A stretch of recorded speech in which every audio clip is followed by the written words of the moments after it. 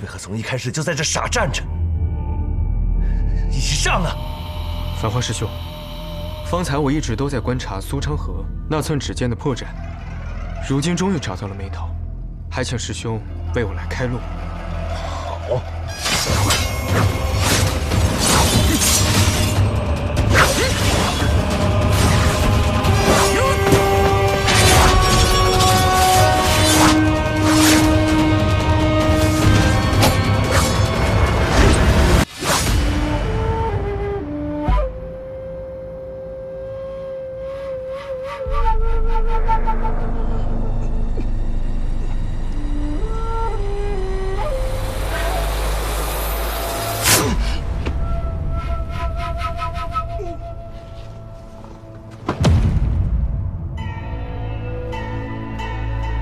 他是谢霸最钟爱的徒弟，杀了他，等于向谢家宣战。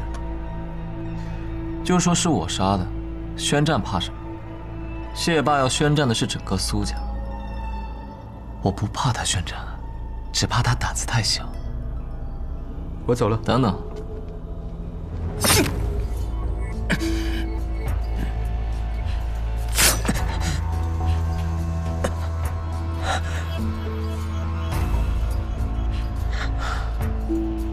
戏还是要演足的。跨过安河，便会到达彼岸。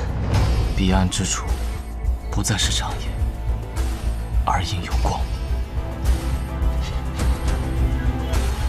有人来了，苏总。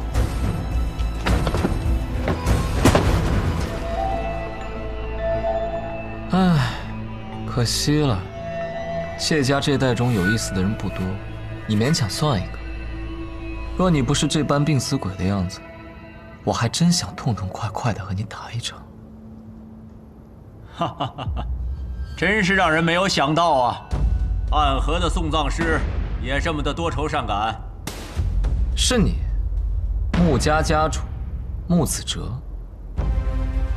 你杀了谢繁花，谢霸不会放过你的。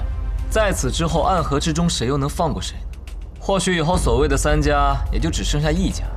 剑已出鞘，何必藏其锋芒？你是穆家有史以来最年轻的家主，难道你不想成为暗河有史以来最年轻的大家长吗？你这个人啊，还真的是挺有意思。我是来杀你的。哼，第一次见你的时候，我就想杀了你。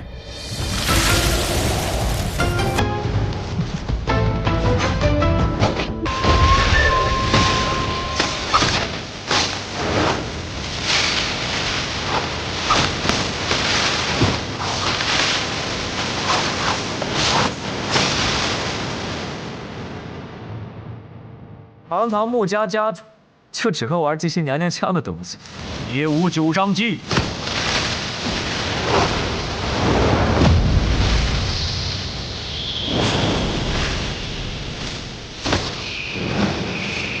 走。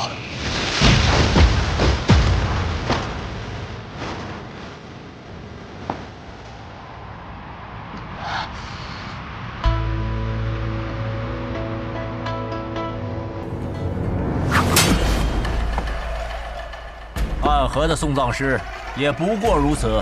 就说最讨厌和你们穆家打架了，这哪是刺客呀，明明就是变戏法。本以为给哲叔安排的才是苦差事，我来朱巢就是走个过场，没想到，史策，应该跟他换条路走才对。近身对决，再厉害的高手也会有失手的时候。所以3丈之内，我不会让你近身的。你废话真多。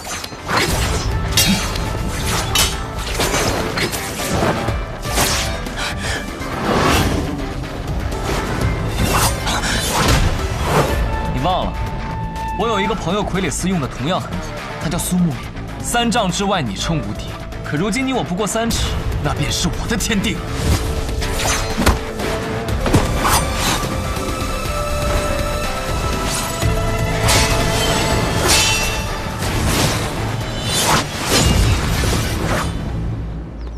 试过之后方敢确认，你的内力现在已经不足以支撑18剑阵了。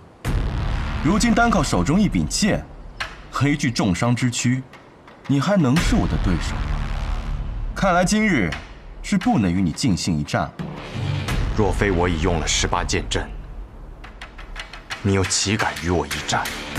哦，倒是很少见你这般说话。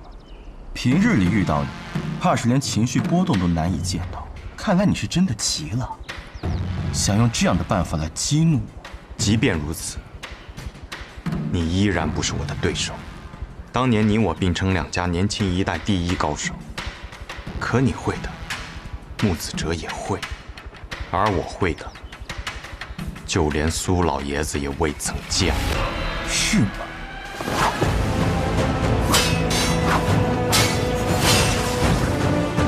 你见过我的3才阵吗？此阵是我耗费多年心血所改进，一招一式更是严丝合缝，不给对手留半分机会。苏沐雨，你很快便不能如方才那般自信。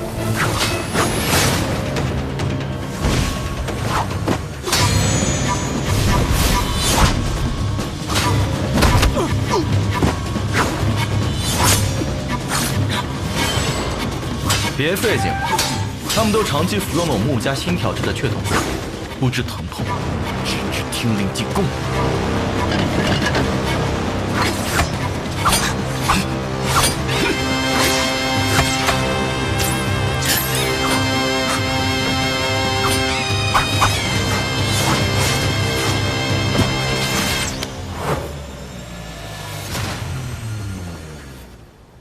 你的天地转瞬即逝。我的天地，一瞬便是永恒。我抹了毒，对穆家人用毒，就凭你，我这点毒自然伤不到穆家家主，但是嘛，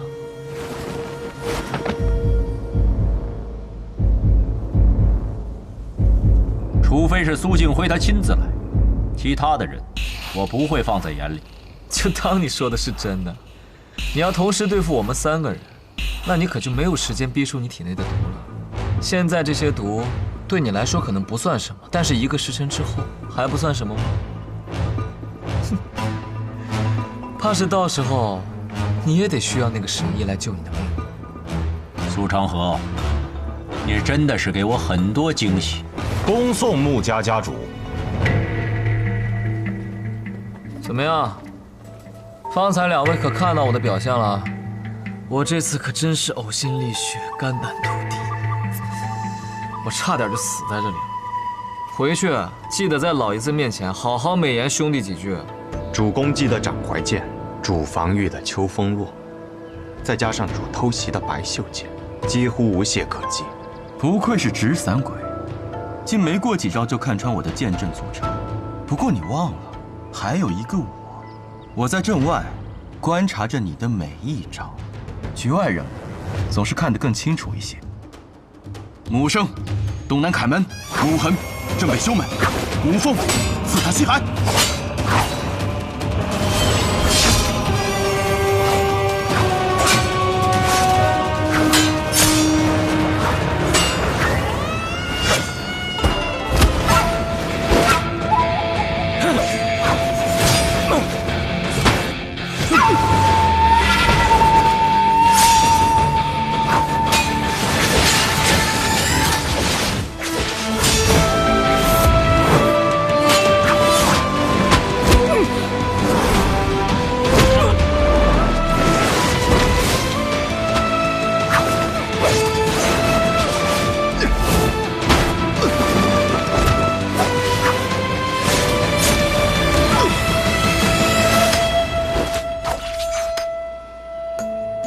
3才阵又如何？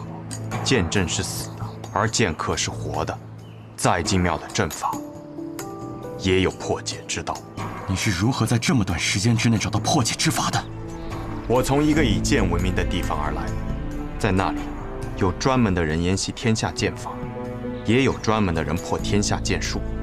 我父亲曾说过，若非剑仙，在其面前，没有人有资格提剑这个字。吴建成，你竟是出自吴建成！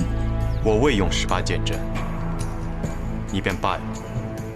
你以为我只带了这3个人？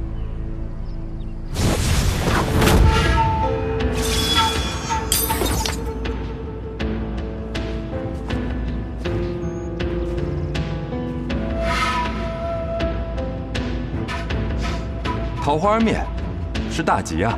新阳，你来晚了。抱歉抱歉，这场杀局不能让雪薇看见，要不然的话，她定是死也要护住苏沐雨。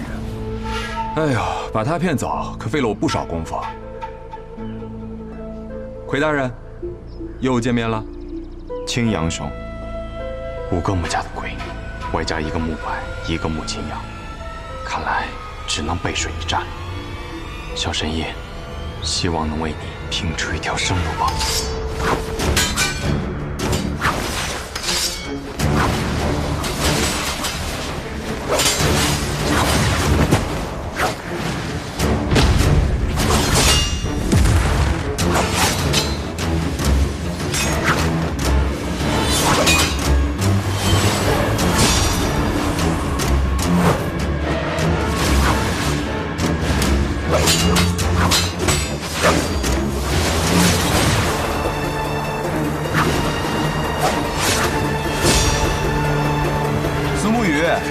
欠下这阵，你可撑不了多时。妈的，苏尚火那个臭小子，真不是个东西。哲叔来了。那个卵仔啊，在竹草里头走了个过场，喊老子在这个收银，银我是收到了，还多出穆家7个鬼。哲叔此言何意呀？让你讲话了没有？哲叔还是这么喜欢营造出我很厉害的气氛。我还要营造啊？老子本来就很厉害。哲叔接下来怎么打算？我打算狼子不杀你，还能完成老爷子的阴务。怕是有些难啊。确实有点难。但我们2个毕竟也算是萝莉之交啊。莫逆之交。哎，对。哎呀，吃了没文化的亏。哎，要不这样子嘛，我们2个联手，先杀了穆家这几个鬼，剩下来就是我们苏家自己的事了。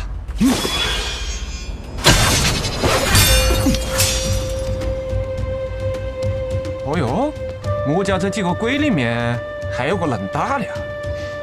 久闻哲叔大名，就算不能打，也要假装能打呀。哎呀，这样子就难办了不？怎么样？愿与哲叔共同退敌。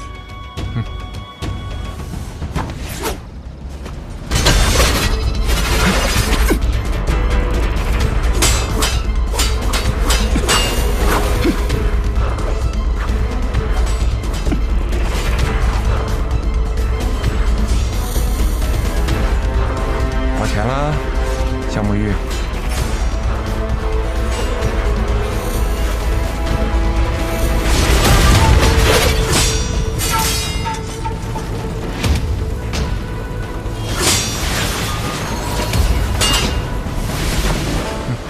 小神医，又见面了不？苏家苏哲，奉老爷子的命，来送小神医归西。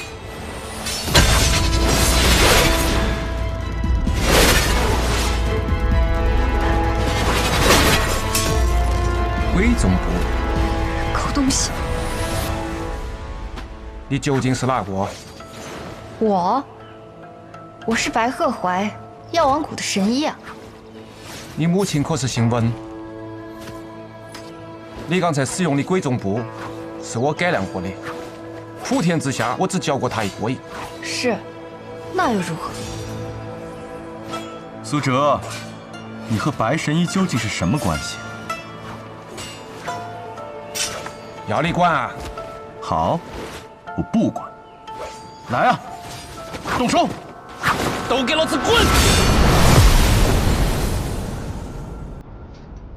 苏哲，你到底是哪边的？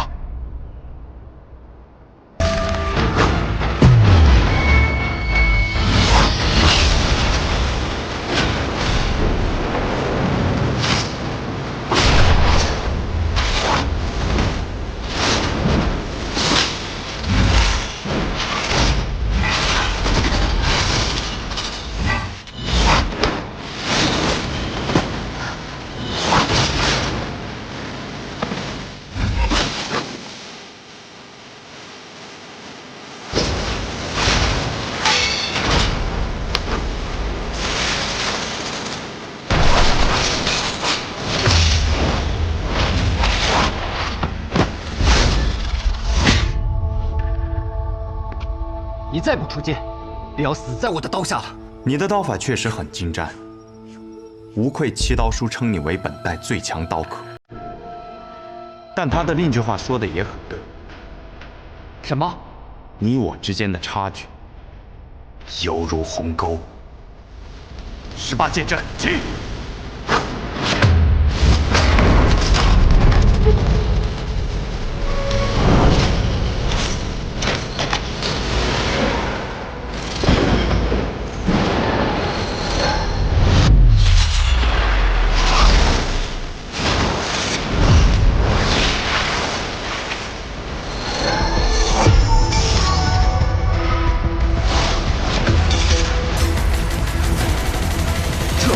剑阵，仅靠一人就能操纵这么多的剑刃。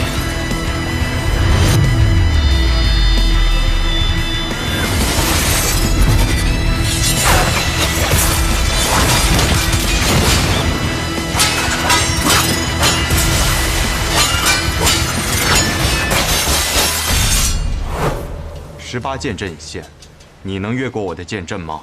确实看不出破解之法，可是，只有跨不过去的难关，才有跨过去的意义，不是吗？只有赢了注定失败的局，才有赢的意义。你是个刀痴，或许是吧，师傅也这么说。那魁大人呢？你是剑痴吗？剑不过是件兵器，若太执着于剑本身，反而会成为剑的奴隶。这是暗河的老师和你说的吗？不。这句话曾刻在无间城的城墙上。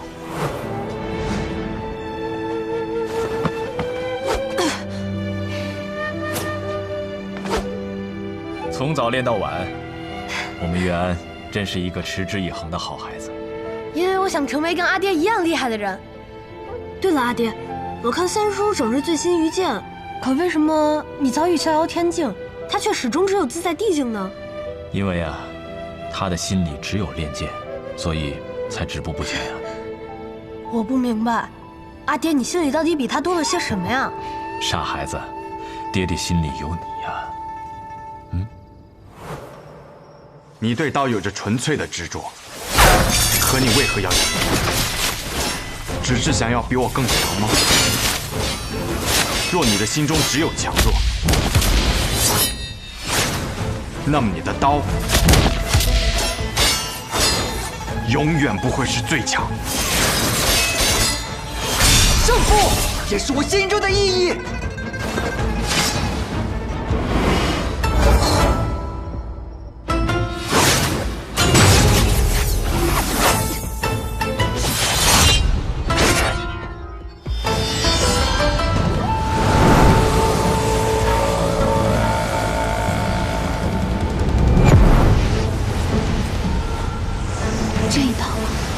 值得敬佩。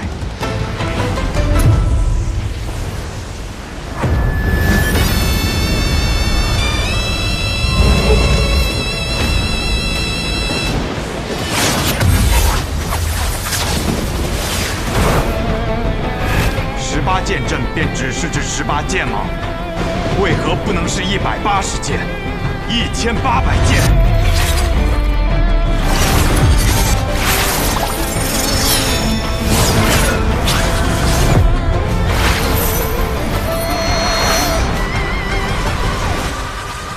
？18000剑！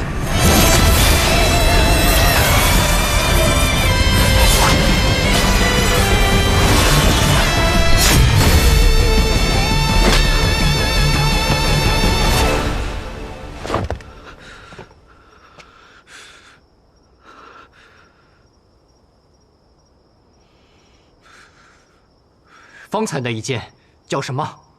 飞刃散落，宛若暮雨。长剑如虹，一击致命。方才那剑以我为名，便叫暮雨。以剑为名，以后我也要创下一刀，名叫不懈。你痴心于刀，醉心于刀，你战斗的一切都是为了刀。可刀是死物，你需要去寻找真正值得你为之死战的事物和理由。理由？我不明白，就像我必须要战胜你，因为我不能输。我不明白你说的，可是我会为了赢你，去尝试寻找。你这是要走？我早就说过，我来这里不是为了杀任何人。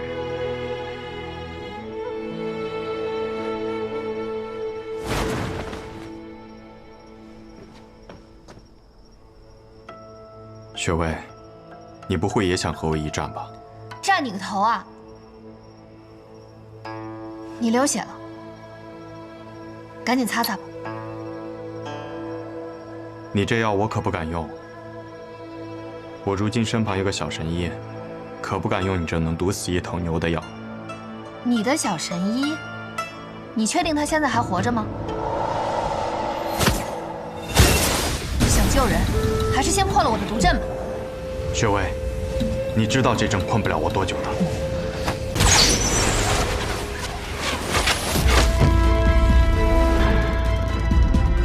骗子苏沐雨，说好有你在，就能保我无忧呢。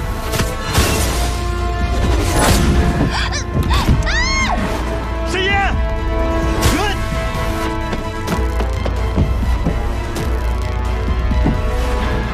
苏沐雨，你下去做什么？我才刚饶他，我也不想死。沈一莫慌。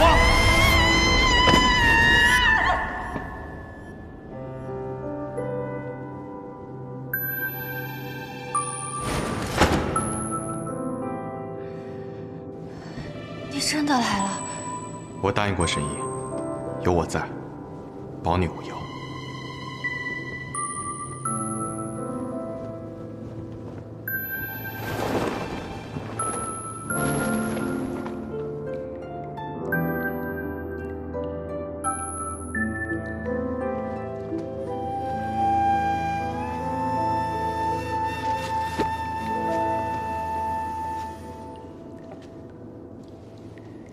这么高啊，这该怎么过去？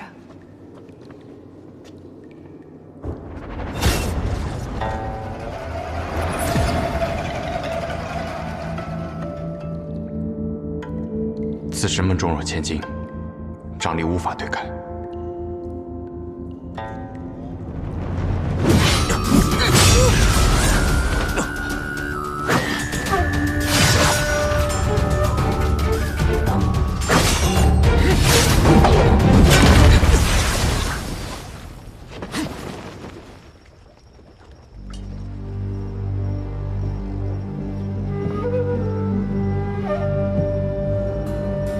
雪薇，见过大家人。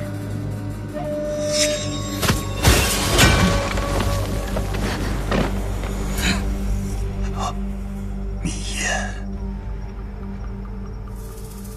我们走。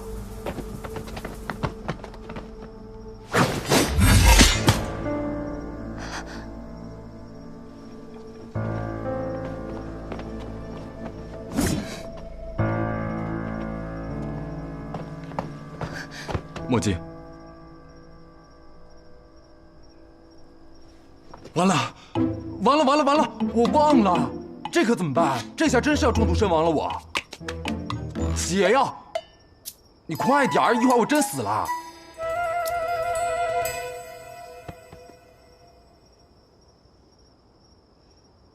外面败了。朱影12下岂是那么容易对付的？最多再剩半炷香时间吧。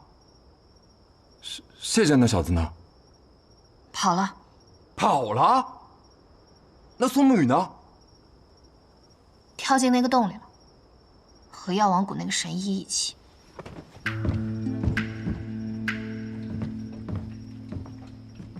哎，正好，往里面撒把毒，要最毒的那种。你疯了？苏沐雨还在里面。你给过他一粒无花丸，就封在他的剑柄里面，别以为我不知道。下毒，这机会错过可就没有了。苏沐雨可以不用死，但那个神医今天必须死。快点儿，快点儿！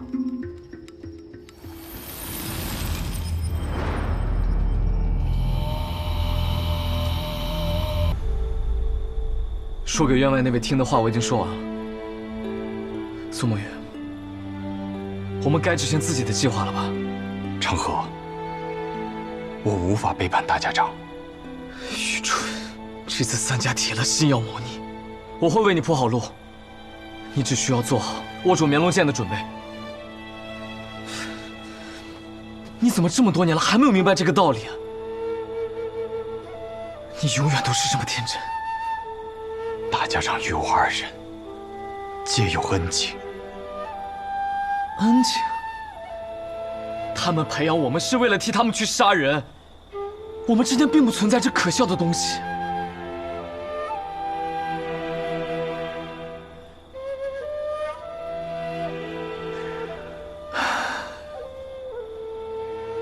只有你真的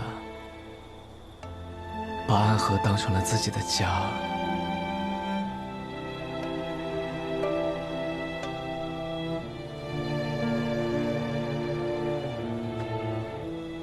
而我却始终做不到这一点。对于我而言，这里只是一个交换利益的地方罢了。他给我们庇护，我们为他杀人。所谓的家人，不过是虚伪的说辞。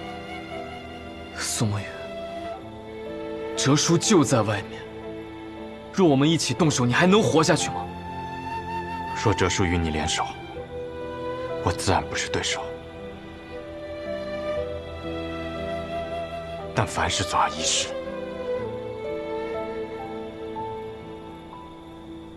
你要是说得通，你就不是苏沐雨。我真傻，和你白费这么多口舌。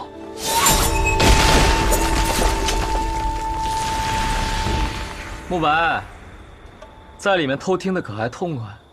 你是怎么发现我的？因为那个让你来此候着的消息，就是我给你的。哼，咱们都是同族，就该互通有无。谁跟你是同族？苏长河，你给我等着！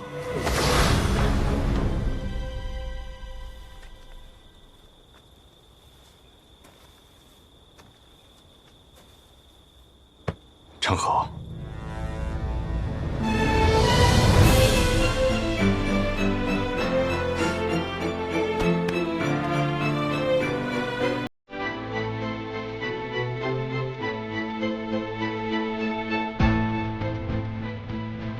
开弓没有回头箭，大家长这次一定会死，我也一定要拿到梅龙剑。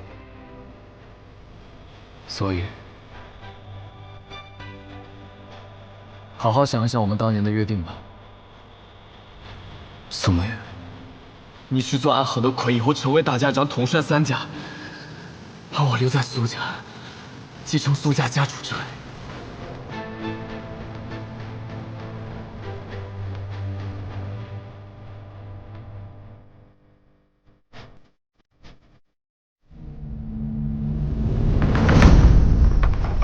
这马车真有意思啊！如此之大，却能行驶平稳；如此之重，却能日行百里。这是搬家搬三爷捣鼓出来的玩意儿，能不有意思吗？走好这架马车10日以后，他便死了，生病死了。那我若是治好了大家长，我不会得病死了吧？神医多虑了，你可是神医呀！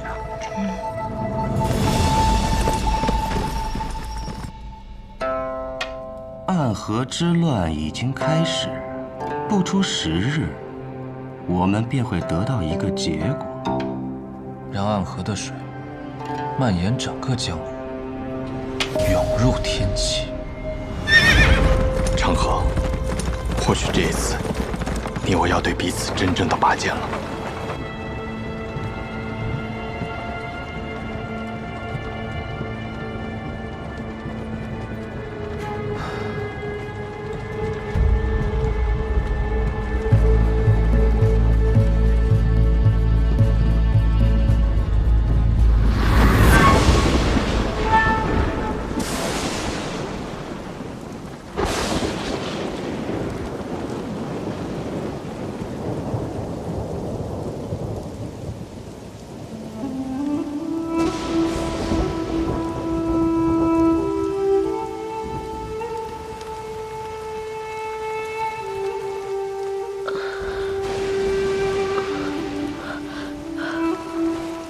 这么多年为我点灯的童子，他是唯一一个任务结束还能够活着的。要带他回去吗？不必了。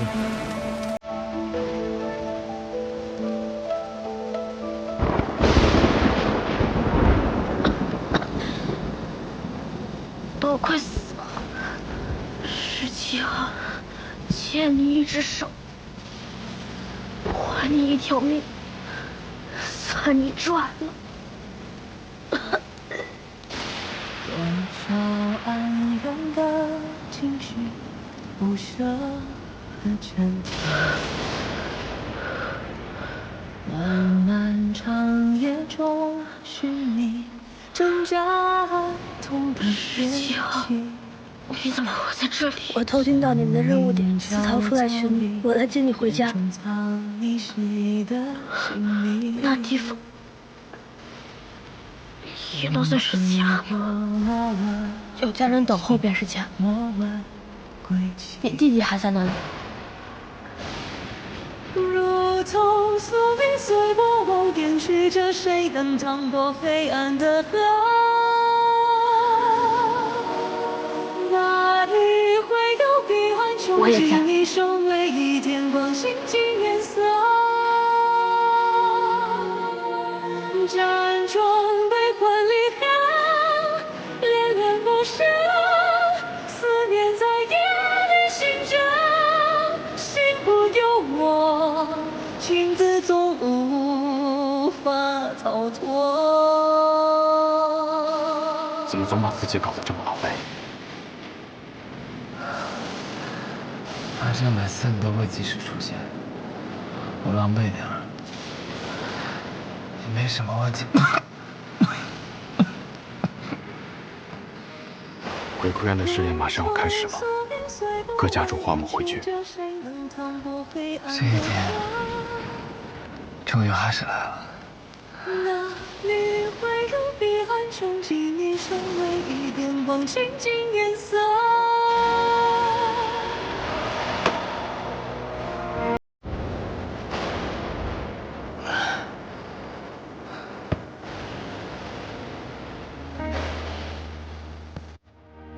想必你们已经有所了解，待会儿时辰一到，你们就会前往鬼窟渊。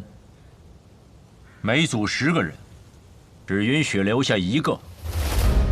第一组86号、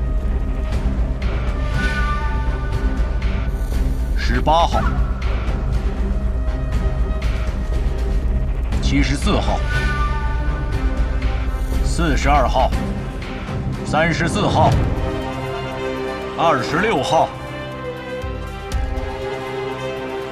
17号、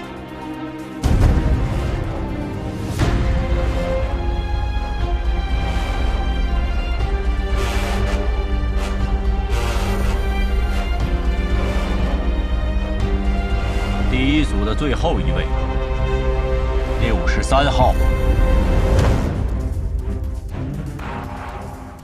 63号。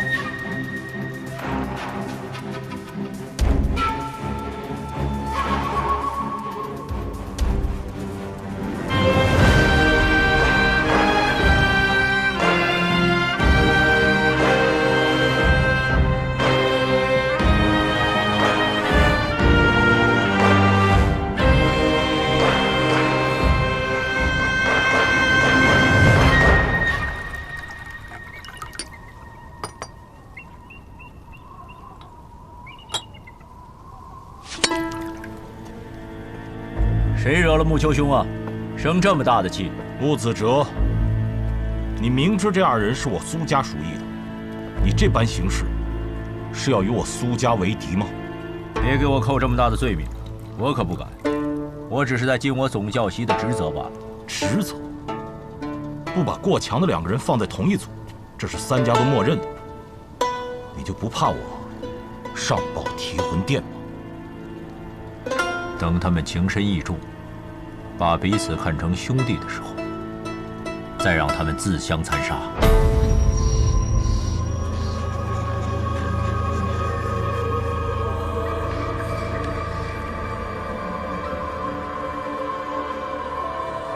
婆子在一起，不要走散了。看起来也没有办法与你走散了。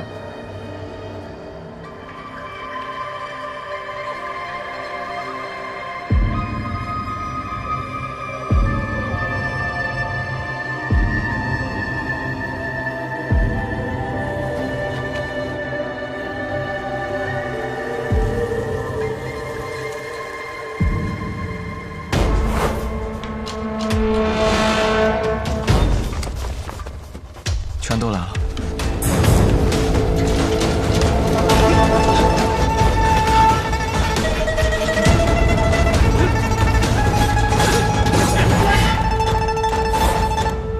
谁都知道你们剑术高超，与其1对1跟你们单打独斗，还不如合力把你们都杀了。我们剩下的再斗，还有几分生机。那便来吧。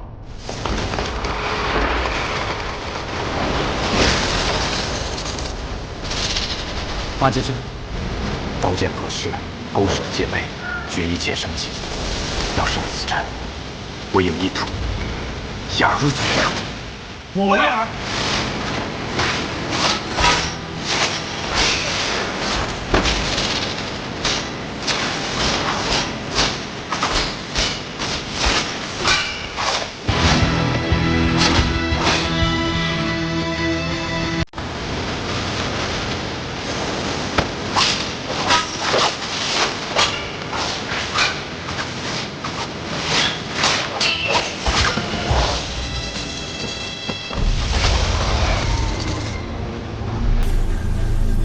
要破八劫阵，唯有牺牲一人才能找到突破之口。我们2个同时上，算怎么回事？我知道，我来。那我走了。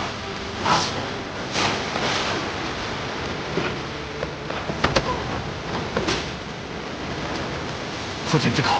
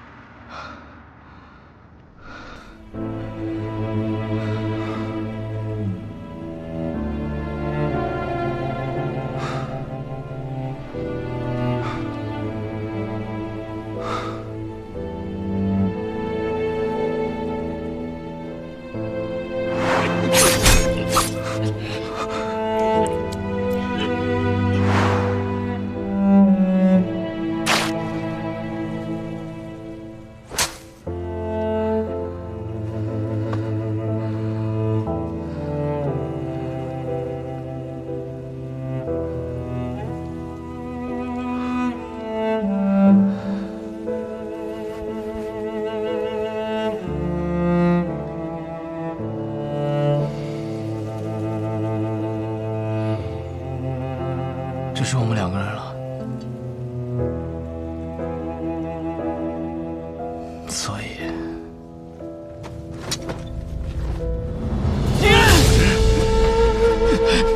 你疯了吗？你这疯子，停下来！我跟你说过，你的恩情，我迟早会还的。我不需要你还。 你此前替我做点灯童子的时候，已是还了。暗河的规矩，10个人只有1个人能走出鬼窟园，成为3家之人。你若不成我的妻，我们2个人都得死。一定会有办法的。我去和他们说，他们享有最顶尖的资格，而我们俩是他们这些年里遇到最好的种子，他们不会愿意就这么失去我们的。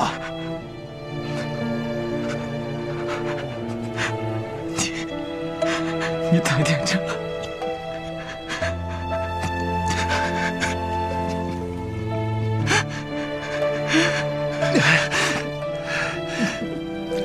你把手放开！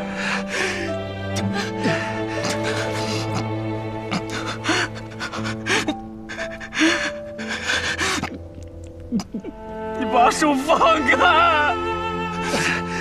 只要足够强，便有资格天真。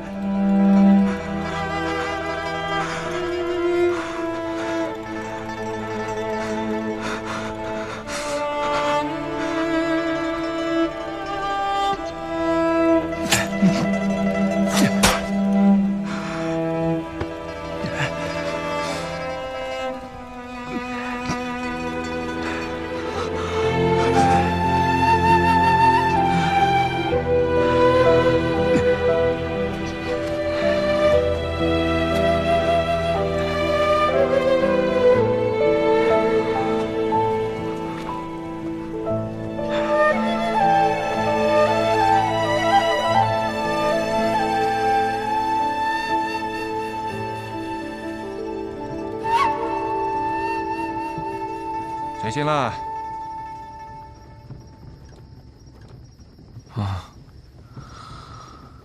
做了一个很长很长的梦，梦到一些很久以前的事儿。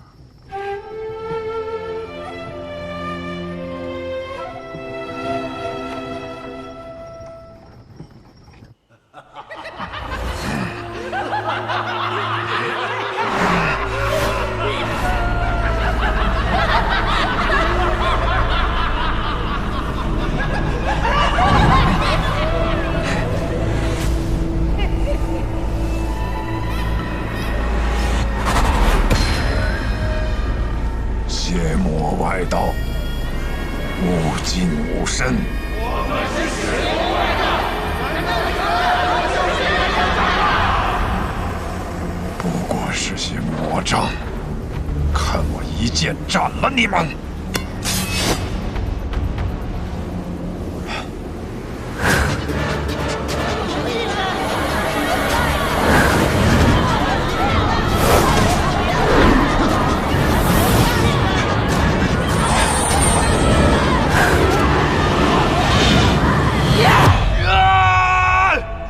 不好！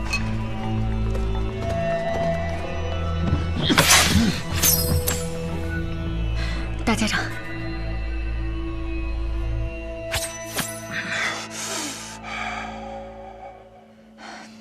人在虚弱时，邪气便会找机会侵染人的身子，做噩梦是正常的事。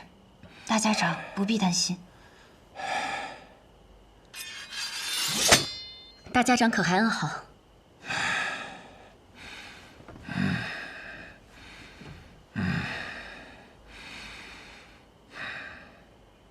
毛头，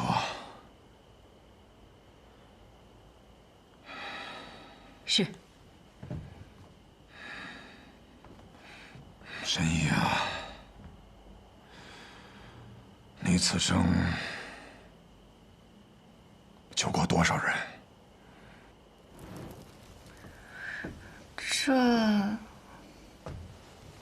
这我哪里记得得？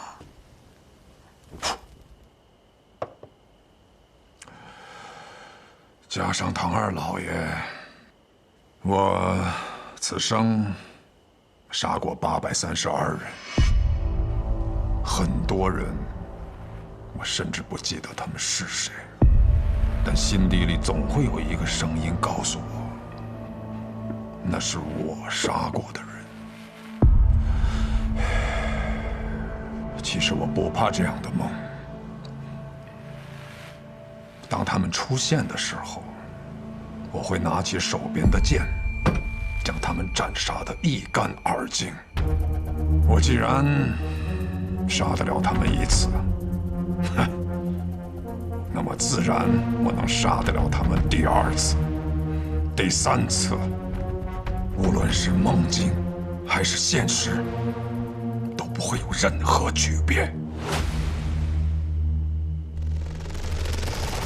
但这一次，当我拔剑的时候，发现手里的剑已经断了，需要让沐雨快些回来。难道大家长就不害怕他在这个时候背叛你吗？不会的。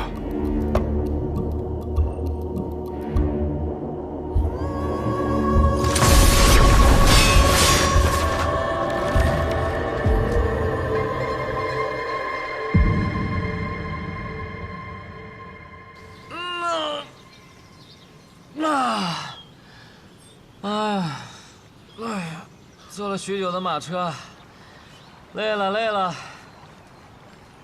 小上河，你这个样子能追到鹰，你到底是什么安排啊？追得上，大家长此行北上，无非就是想拖延时间，按照他的手段。老爷子有没有事儿我不确定，但是我们这一批跑腿的，定是要被他清算，所以在我这儿，大家长必须死。然后呢？我对于苏沐雨的安排，应当已经到了，让他见见几个故人，拖延一下他追上大家长的时间。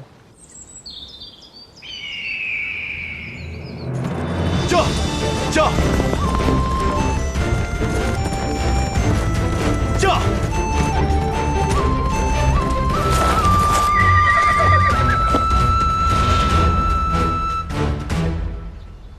昌黎，宇哥，好久不见了。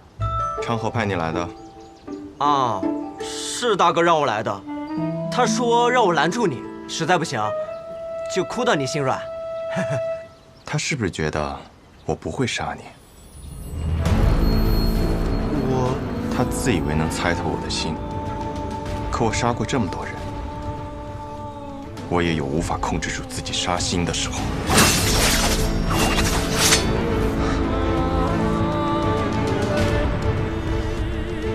若我想杀你，你早就死了。驾！宇哥。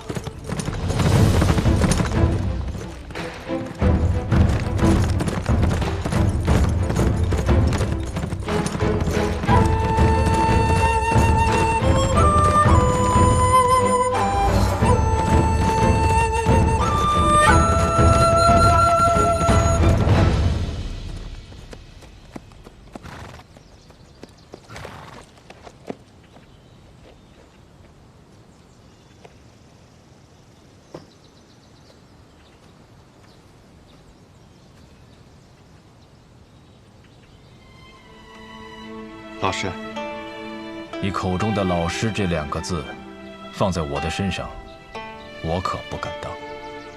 苏芷先生，许久不见了，苏沐雨。昌河为了拦住我，居然把你也请来了。不必怪昌河，是我自己想来的。我想此事之后，或许我们便没有相见的机会了，就自请来此见你一下。顺道下一局棋。我在赶路，没有时间。若有机会再见先生。回到暗河，我定去藏书阁拜会。若我没有做到让你下完这局棋，昌河或许会杀了我。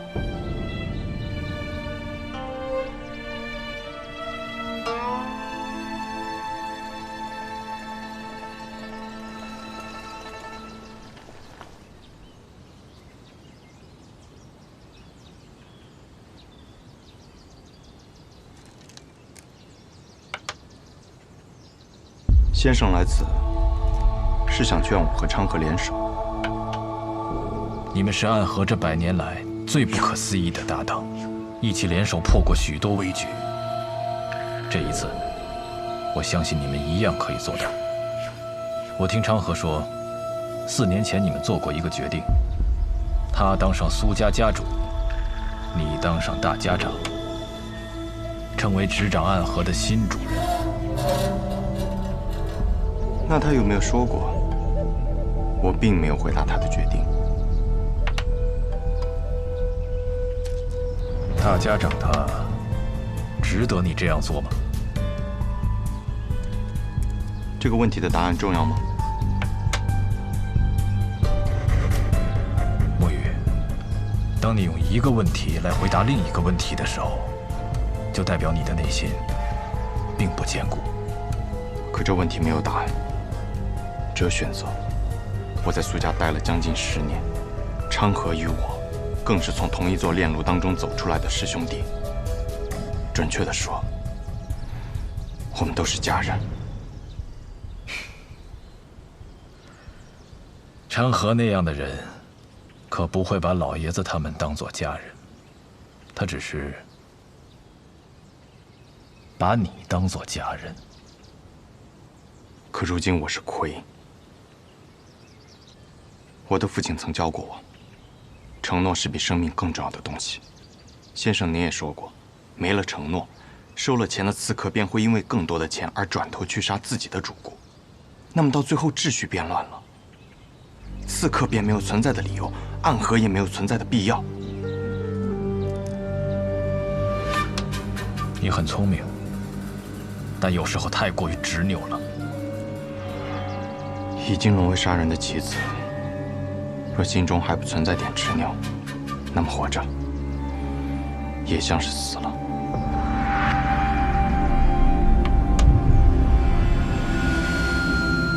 先生，你败了，告辞。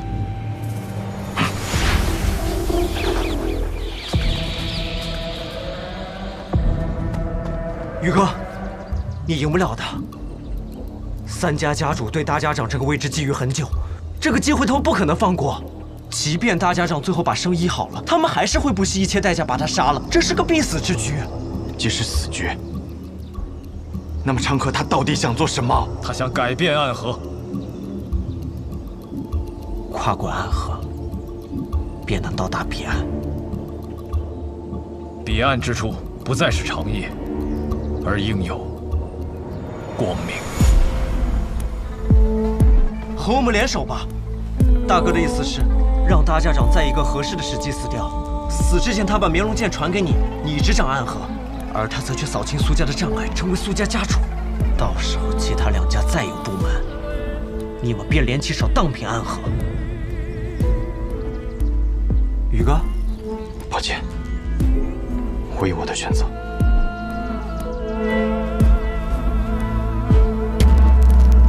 大哥说了，若你拒绝，那他就自己当这个3家之主，到时候不管谁挡在他面前，他都会杀死，包括你，他这一生最好的朋友。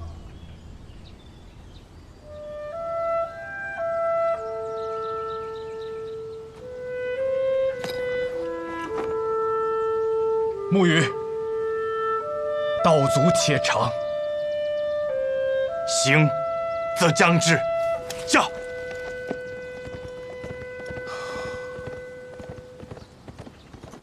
先中毒，再解毒，以身试毒。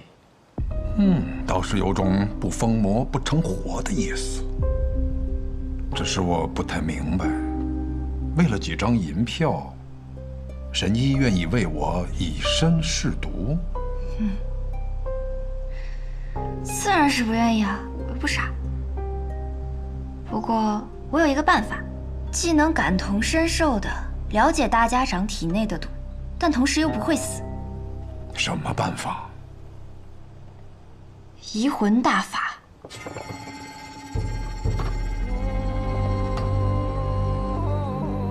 药王谷的秘术移魂大法，若是一旦对某人施用此法，就能和他无感共识。他的过往和此刻的想法，都无法逃脱施用者的眼睛。若是遇到意志薄弱者，甚至能彻底占据他的意识。我初听到此门功法，还曾感慨，这哪里是医术，分明是邪术。确实，医者行医，治的是人身体里的毛病，而移魂大法却能治人心病。不过我这次对大家长施用移魂大法，为的是彻底去除你体内的毒。至于大家长你心里想的那些嘛，我可以试着不去看。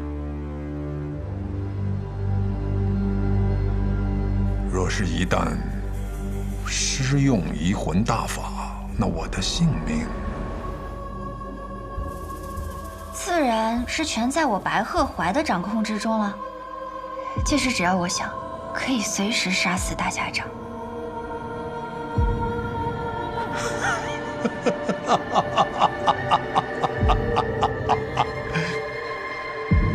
我想试试。大家长能活几日就让他活几日吧，反正我们抓紧时间找机会，先把那小神医给杀了就是。大家长和那个神医有地质社效保护，你那么有信心？哎呀，我派人传了封信，去向了北面那座皇城，里面有一个人出身唐门赫赫有名，是唐二老爷最亲近的弟子。九江琵琶亭内3道暗器震惊天下，是可以与司空长风、百里东君等人齐名的高手。唐灵月。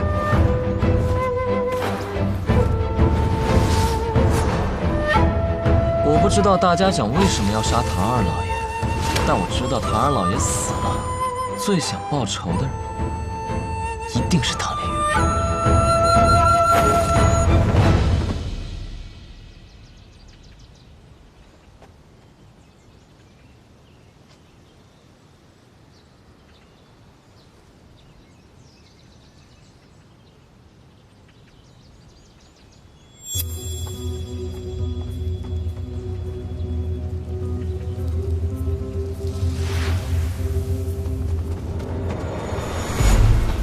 护送大家长离开，快！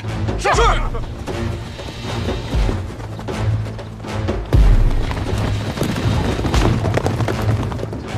难得有片刻喘息，又要赶路逃命了。等你治好我，便无人敢来了。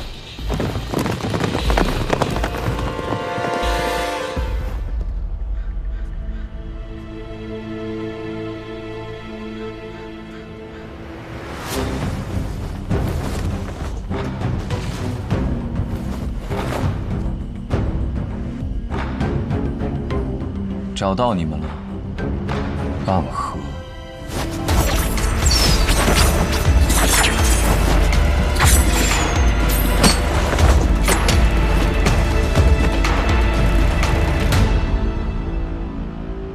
龙须真，你是唐门的人？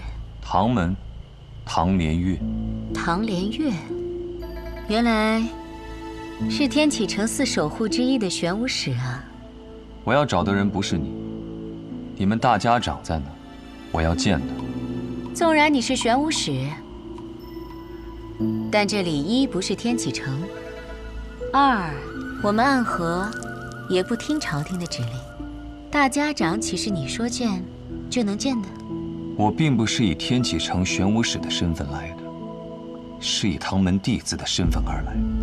你们暗河的大家长杀了我们唐门的二老爷，这笔账我来负责清算。这个消息，玄武使是怎么知道的？如果是子虚乌有的事儿，那该如何呢？想必你们大家长早就走了，留你在此处断后，与我说这么多，不过是想拖延时间罢了。想走？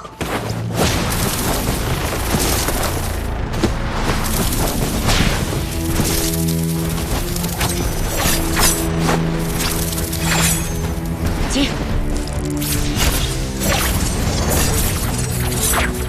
这样精妙的暗器手法，这就是白秀堂冠绝榜上数1数2的高手吗？萤惑纸蝶和幽冥珠，你是暗河木家蜘蛛女。我不喜欢这个代号。小伎俩，你以为以荧惑纸蝶为掩盖，让这幽冥珠悄悄接近我，以毒丝偷袭，我就不会发现吗？真是自以为聪明的傻子。你在幽冥珠里放了什么？自然是霹雳堂雷家的霹雳子了。你怎么会有雷家的霹雳子？早年执行任务路过霹雳堂，很多雷家的少年郎都曾拜倒在我的石榴裙下。当然是他们双手奉上来，讨我欢心的。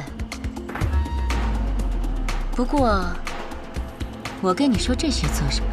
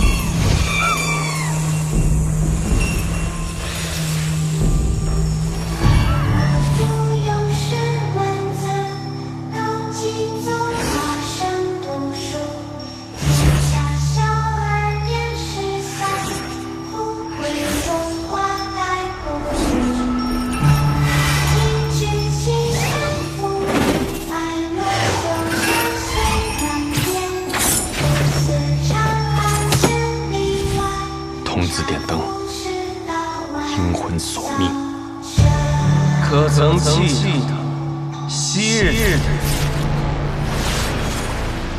也差点做这点灯的童子。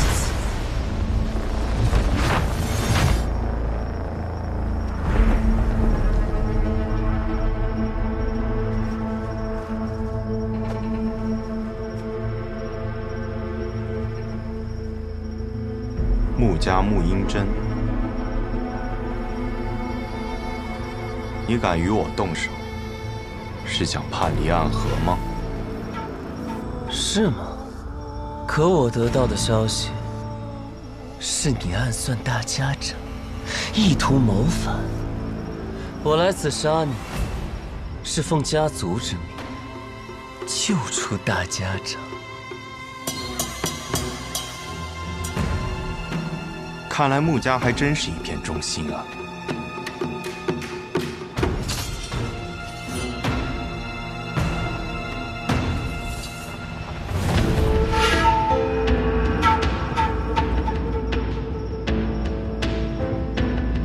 素闻纸伞鬼苏沐雨最强的剑法乃是18剑阵，可看你现在这个架势，似乎是觉得我没有资格同时见识你那18柄剑了。你确实没有资格。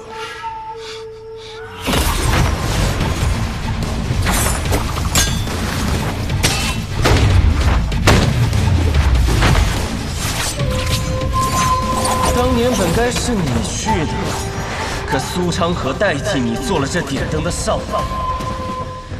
按照我的计划，他们应当都要死掉，可他却被你救了。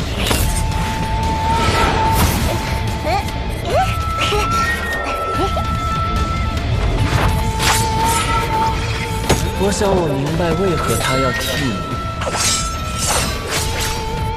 如果当年点灯的人是你，你必死无疑。实在没想到，苏家赫赫有名的纸伞鬼，从尸体遍地的炼炉中爬出来的无名者，如今的朱影首领魁，居然是一个心存善念的人，舍不得对孩子下手。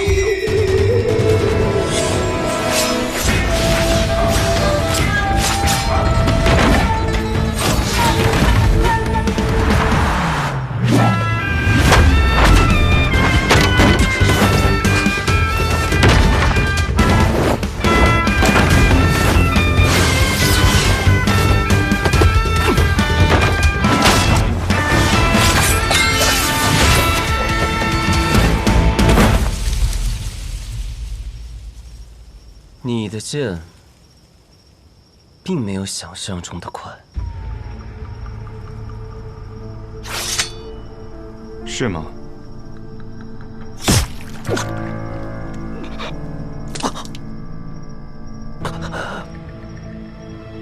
不可能！我明明挡下了那一剑。这世间我想杀死的人不多，但可惜，你便是其中之一。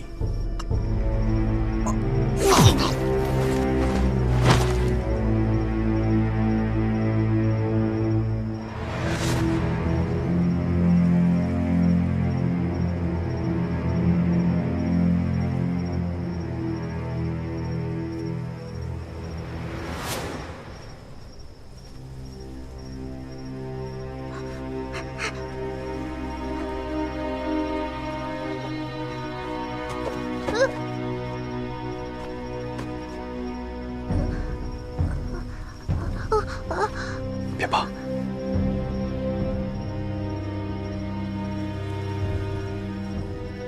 先找个地方和你的同伴们躲起来。这场纷争怕是要持续很久。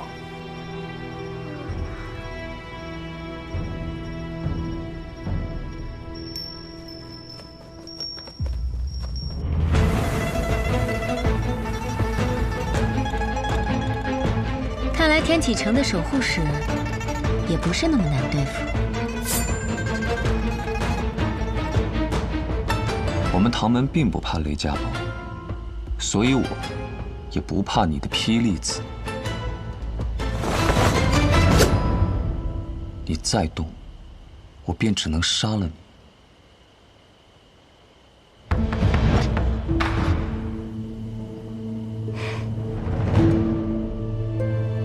听说玄武使的指尖刃上沾过一位王爷的血，怎么现在杀起人来，却这般犹犹豫豫的？我不想杀人，即便你是暗河的。哦，我还以为是玄武使怜香惜玉，舍不得动手呢。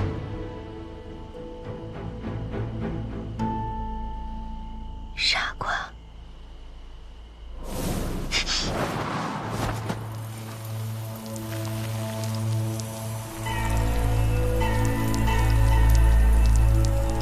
早就听说暗河穆家精通各种鬼术，今日一见，果然如此。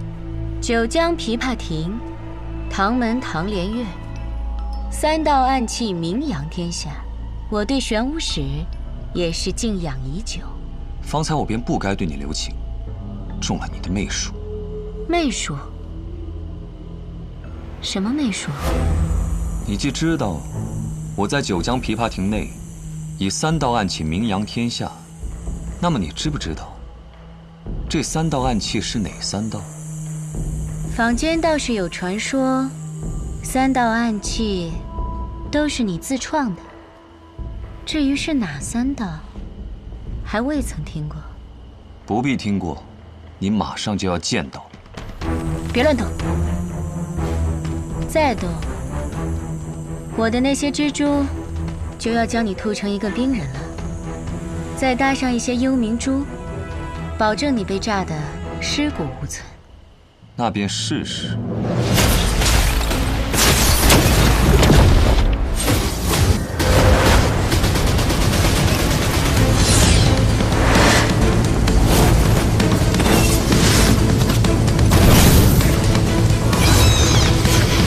这便是当年那三道暗器中的第一道——千阳精明。